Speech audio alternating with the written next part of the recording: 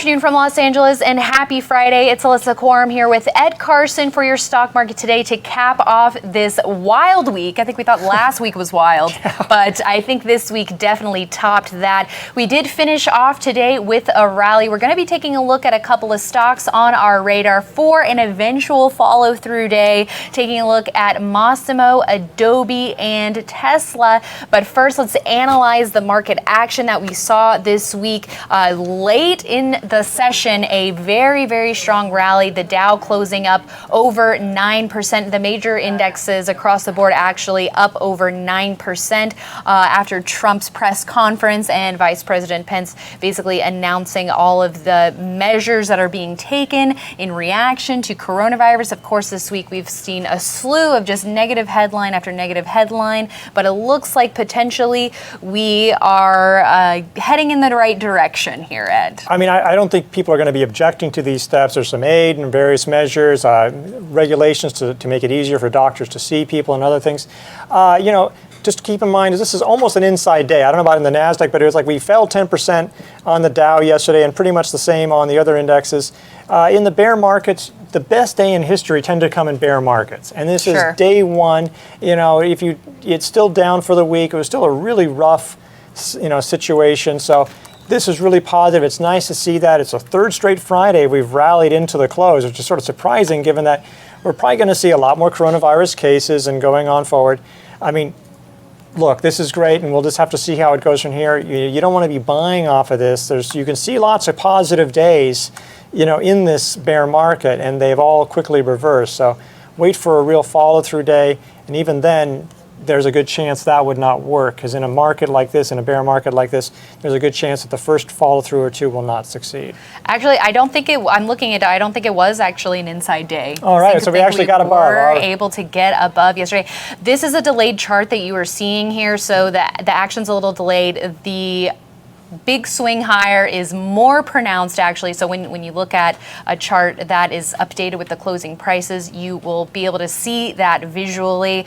But again, this is just one day, and we don't want to take it out of context because, like you mentioned, yesterday was historically bad. Yeah, worst day for the Dow since 1987. Yeah. All right. Well, let's take a look at a few individual names. Of course, we're keeping our watch list very fresh as we have an eye towards a follow-through day, but you need to be tuning in to this show as well as IBD Live every day to get our up-to-date analysis. But here's a look at Masimo.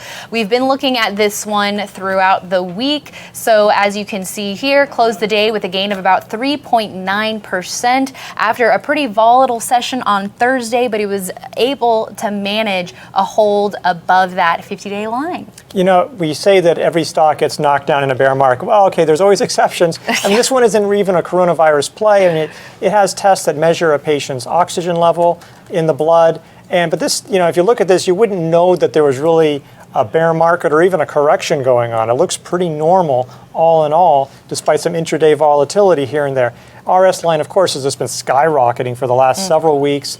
Pretty strong fundamentals. This was an IBD stock of the day. This is also a long-term leader. I mean, it has a real track record of success. So this is something to be paying attention to, because this is one that it may not always have the most exciting gains, from one given day, one given week, but it's really great performance on a monthly chart.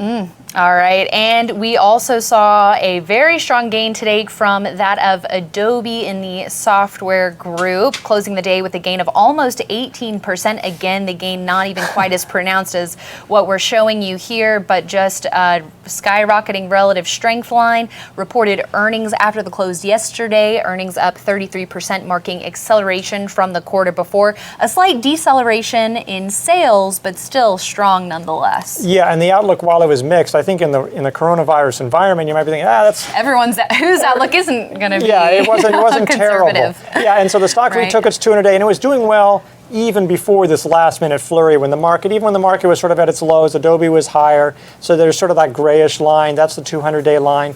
So it's still an absolute loser over the last several weeks. This is not like Masimo, which is actually basically up in the correction. But its relative strength line is at a new high. It is a long-term leader. It's one that you want to be watching for. This, again, strong earnings, relative strength. This is one that may do well when the market does eventually turn around. but you'll just have to see because it could always turn around and tumble, in a few weeks from now. Yeah, that's true. All right, and last but not least, let's check in on Tesla. A lot of favorite stocks for common, people out there, always interested in what's happening with Tesla, especially given its huge rise over the last couple of months. But it did close down 2.5% today, and this week did mark it a decisive break of that 10-week line for Tesla. So that was pretty notable. Yeah, obviously Tesla had a huge run up. So it's like, and so it's not too shocking in a bear market you would see this come down. It actually was down like 7% until about 15, 20 minutes ago when the whole market ramped up. Look, auto sales are tumbling worldwide. So that's just an impact. So everybody's going to be hit. You could say that everything that, even if you were a real strong bull on Tesla and everything that was true back in February, well, it's just going to be harder right now. There's concerns about the coronavirus impact on supply and demand for this and for other automakers. The Fremont plant where they make most of their vehicles, that is right in the San Francisco Bay Area. You don't know what's going to happen there. The Shanghai plant is still ramping up. It wasn't ever really at full production. It's sort of ramping up now with the coronavirus. So it's just something to be aware of. Will this turn around? Maybe. The RS line isn't terrible, but you want to wait on this one. Yeah, but that RS line, it does look like it's starting to roll over a bit. It's starting to roll over. You don't want to make too much of it. A couple of good days and this thing is flying above its 50-day line. Sure. It's not like saying, this is going to tank. It's just like, this is one you just set aside. It's like, hey, don't buy it now. Right. Wait for that proper setup for all of these stocks. Absolutely. It's still very, very early. Today, an incredibly strong finish. But we'll see what Monday brings. Absolutely. All right, everyone. Thanks so much for tuning in this week. And of course, the in-depth discussion continues on IBD Live.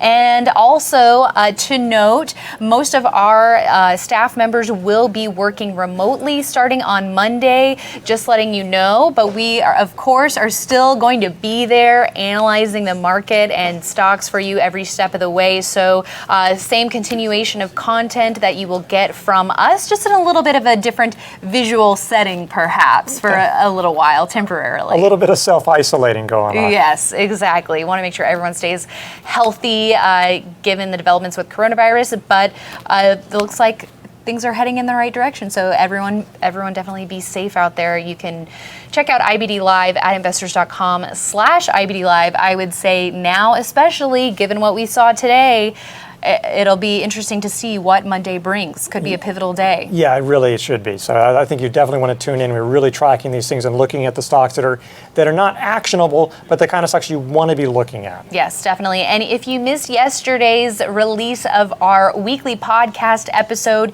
you definitely want to check that out, Investing with IBD, a new episode every Thursday. And this week, you actually got 2 episodes. Scott O'Neill was sitting in the studio with host Arusha Pires and really breaking down the current market environment, how you should be thinking about your portfolio, how you should be thinking about bear markets, how you should be thinking about new market uptrends.